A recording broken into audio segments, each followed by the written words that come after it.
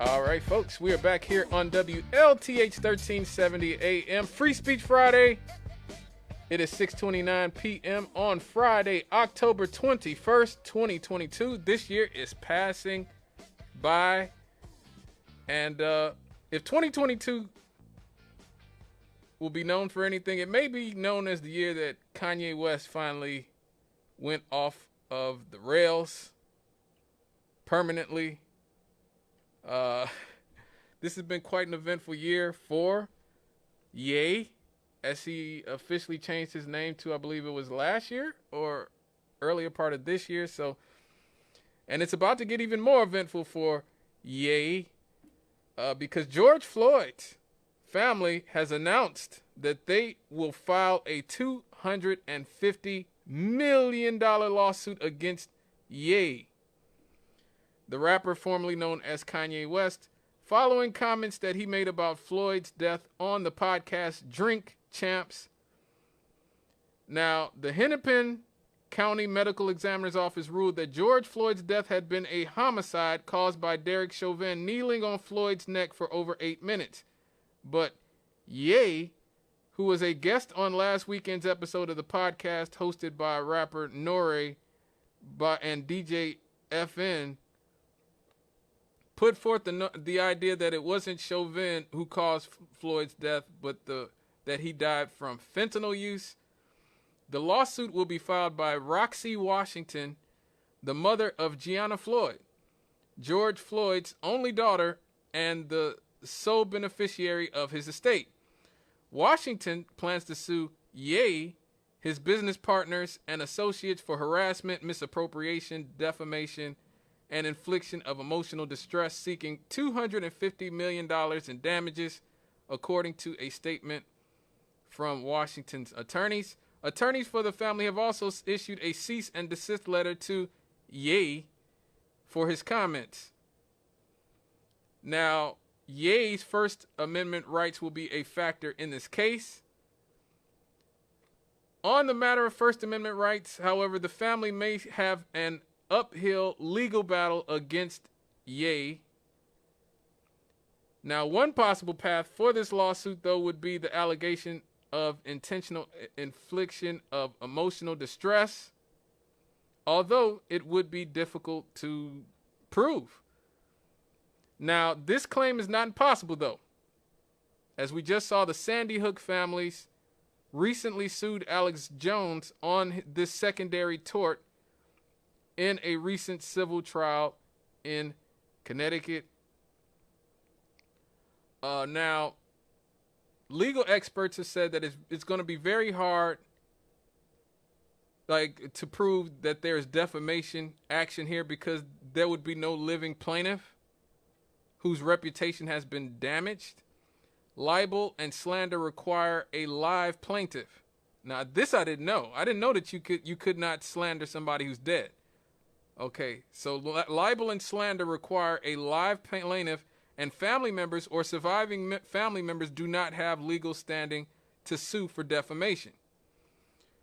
One possible path for this lawsuit, though, would be the allegation of intentional infliction of emotional distress.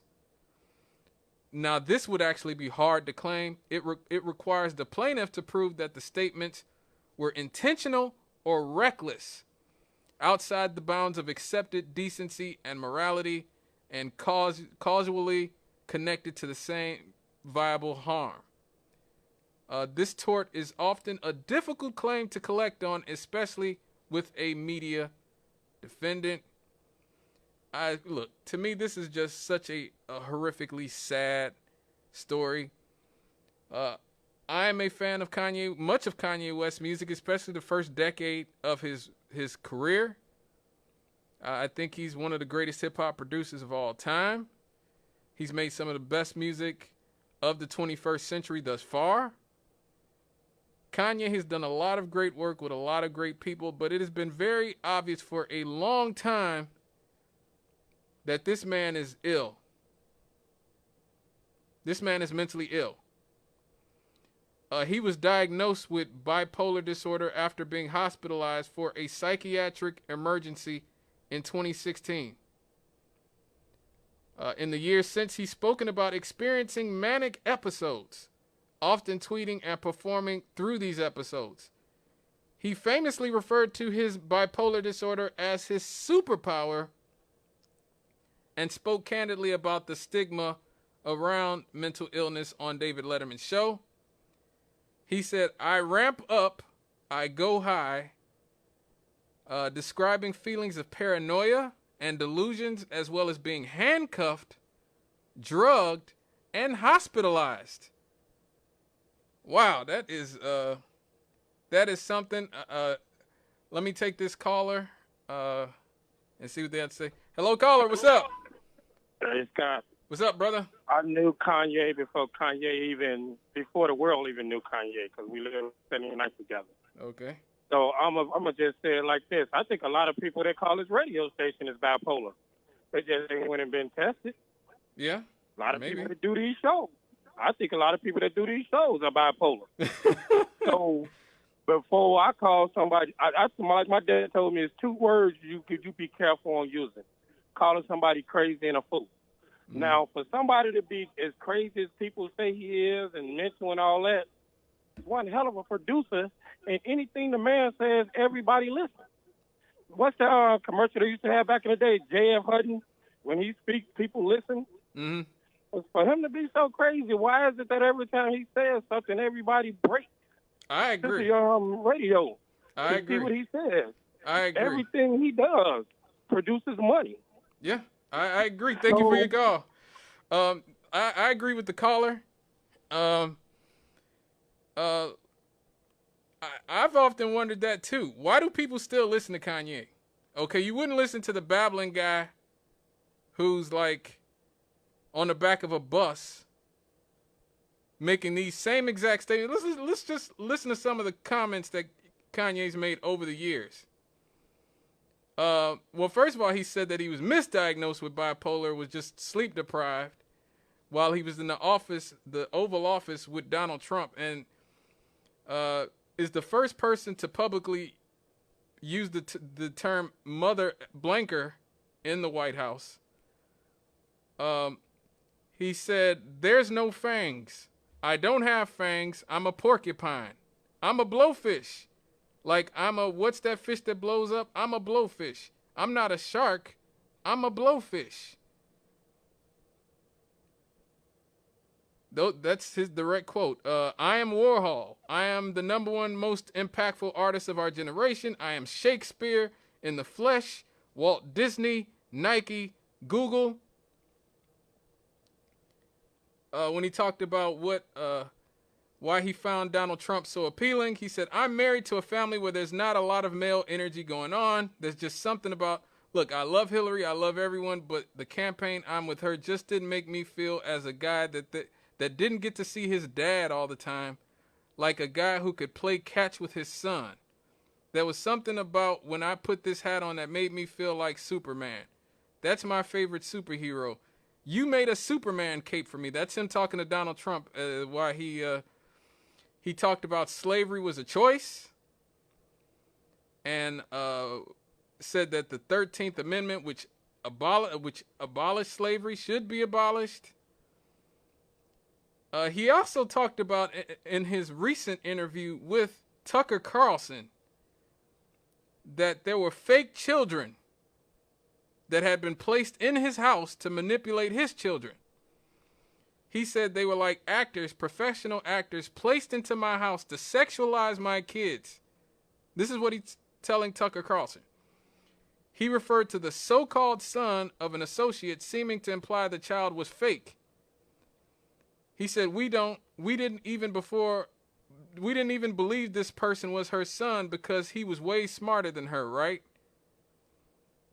He also talked about kinetic energy communities, which I thought was kind of bizarre from this interview. Anymore. You guys I'll talk to him if I see him. If you can figure this out. But I guarantee you he see me. And I have visions that God gives me just over and over on community building and how to build these free energy, kinetic fully kinetic energy communities where we impress, we put the least impression on the earth. We're not building the new New York skyline cockfight. That we are humble in the way that we present ourselves. We've got to rethink who we are as a species. No, okay. So I mean, the type of grandiose thinking, the type of narcissism, the type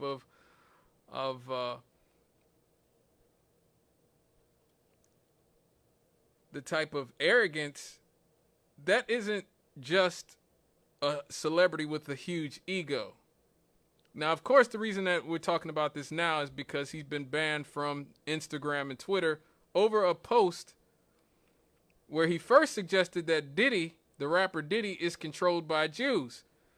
Which, look, I'm not gonna say. Hi, this is State Senator. I'm not gonna say that. I'm not gonna say that Diddy is or isn't controlled by somebody, but I'm just saying that's not the craziest thing in the world to believe that Diddy or somebody like Diddy would be controlled by corporate interest. Now, that's not that crazy. But after that, he actually said that he was going to go DEFCON 3 on Jewish people. And if you actually read the post, he capitalizes Jewish people.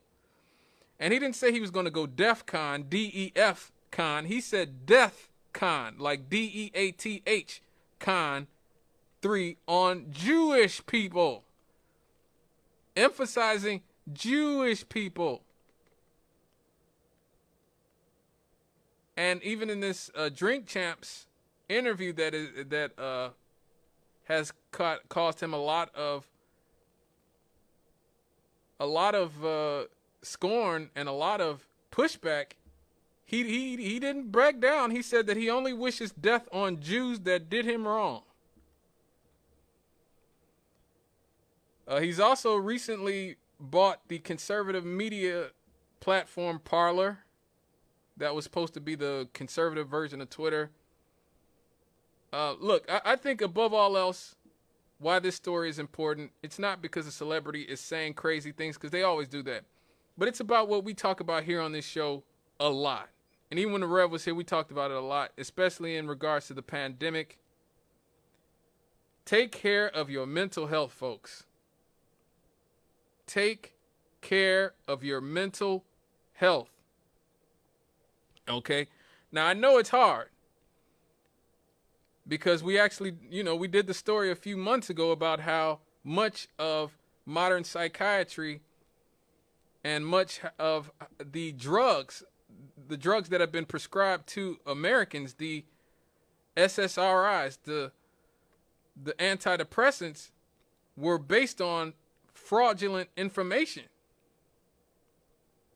And Tom Cruise said that all those years ago, and everybody mocked and ridiculed Tom Cruise for talking about how basically modern psychiatry was built on fraudulent data. And now the studies have shown, that he was actually right, that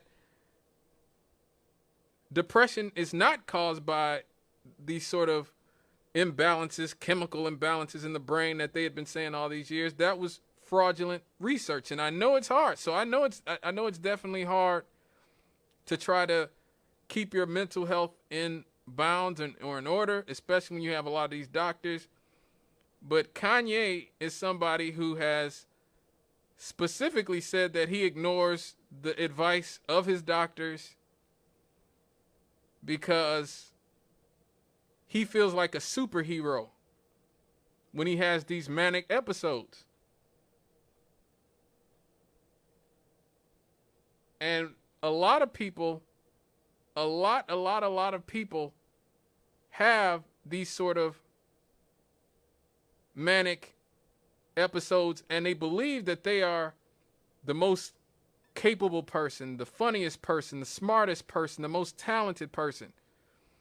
And they're saying all these things that are hateful, hurtful, that sound ridiculous, grandiose to the average person who's not mentally ill. But in their distorted reality, in their distorted view, that they believe that they are are saying some real groundbreaking stuff right there. And so this is just a reminder. Please, folks, please take care of your mental health.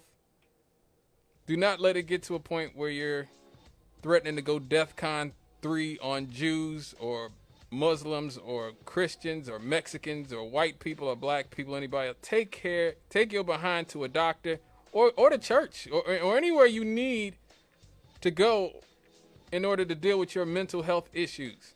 Please.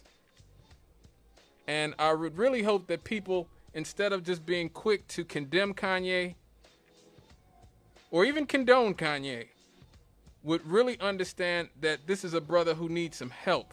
Some serious help. Please get that brother some help. All right, folks, I got to go to a break. We'll be right back after this. Talk happy happies.